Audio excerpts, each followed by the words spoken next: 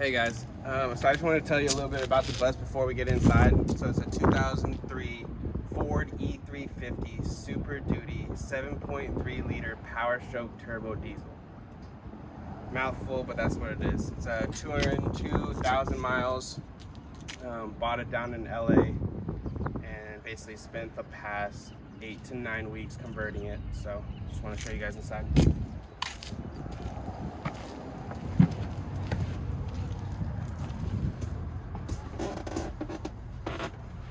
So this is what she looks like now.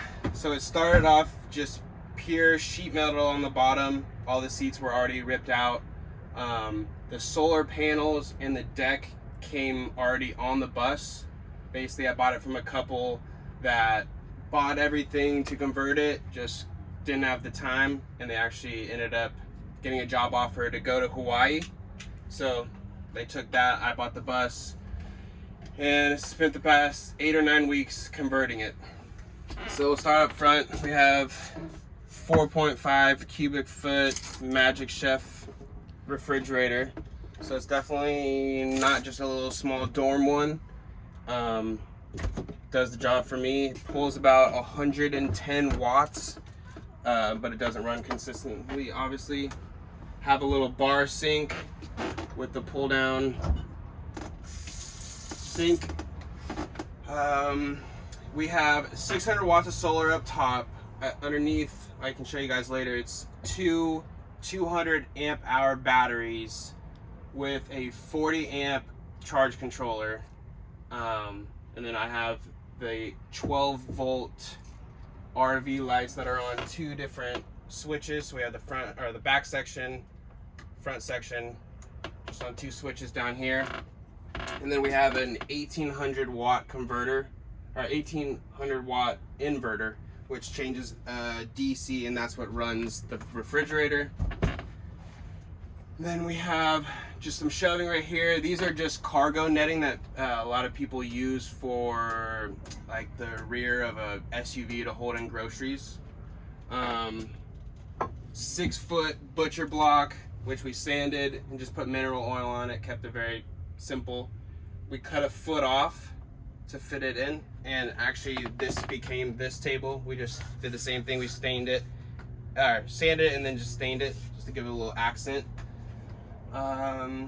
We have a full-size bed here, which was like super key. I wasn't gonna do a twin, but I thought a queen would have been a little bit too big. Again, we have that cargo access right here. Still kept a lot of people do fans, just because right now it's winter. I don't really need a fan, but I just like the look and the aspect of being able to pop this up for stars or whatever you want to. So I'm glad that's still here. And show you underneath. So I have a 30-gallon freshwater tank that sits underneath here, and that runs through a pumping system, sub pump, which I can show you in the garage when we see that. And then underneath, just have a simple 7-gallon gray water, and that's that for the sink. I have some more storage underneath here, toiletries and stuff like that. This is actually pulls up to be full storage, so I have way too many clothes. So I'll definitely get rid of some while I'm on the road. But that's the storage for that. So it's just a hinge system.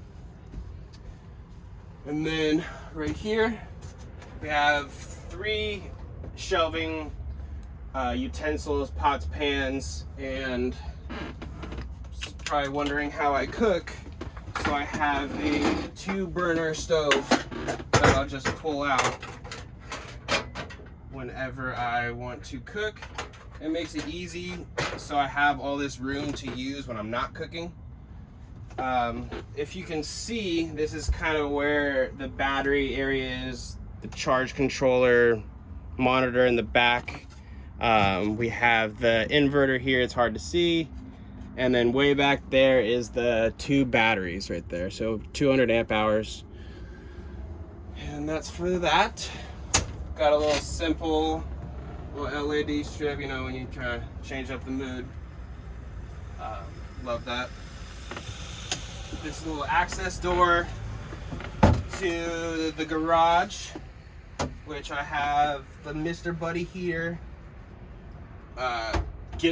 Use this 5 minutes in the morning, and the whole place is hot because it's really only 12 feet by 8 feet, so it's about 96 square feet in here.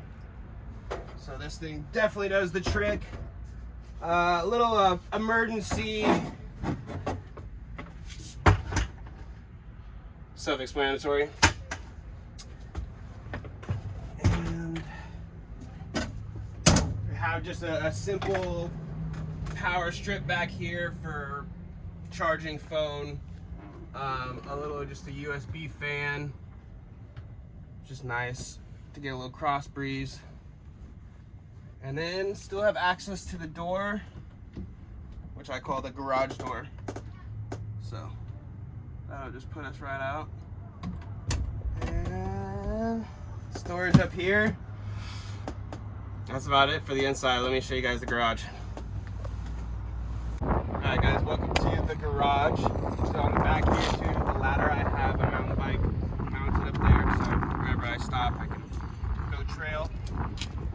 And so it's about the size of the full-size bed, so it's about 6 feet by 7.5 feet of garage space, which is like perfect, and that's why I went so high. So this is actually 24 inches tall, so it just gives me more room to actually be able to get in there and have more things. So I'll show you guys my water setup. So right here is the 30-gallon water tank.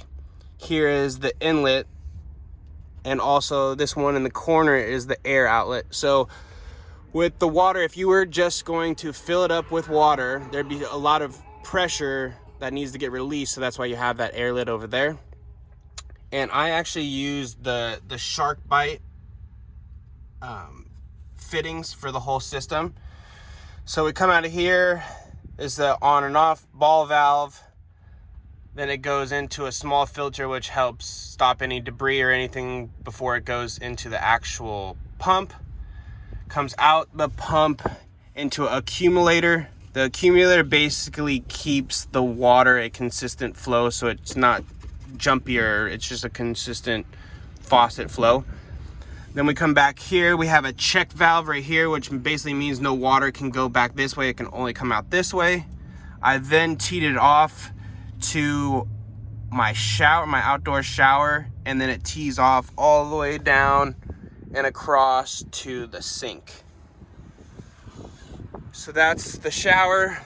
Back here is a different view of the batteries, and then I just have a little bit of everything. I have a camping tent, tripod, skateboard, hose to fill up, tons of extra propane, toolbox, camping chair, and then I just wanted to show you the shower system.